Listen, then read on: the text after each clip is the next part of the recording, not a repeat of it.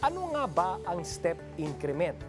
Ito ay ang step-by-step na pagtaas ng sweldo ng isang kawani sa salary grade allocation ng kanyang posisyon. Halimbawa ng step progression ay salary grade 13, step 1, salary grade 13, step 2, and so on hanggang step 8.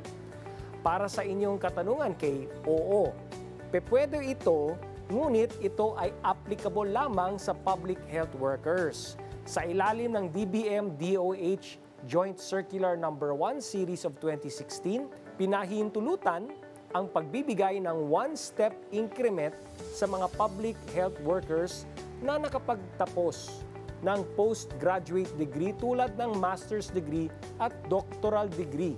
Ito ay bilang pagkilala sa pagpupursige ng kawani na makakamit ng professional advancement.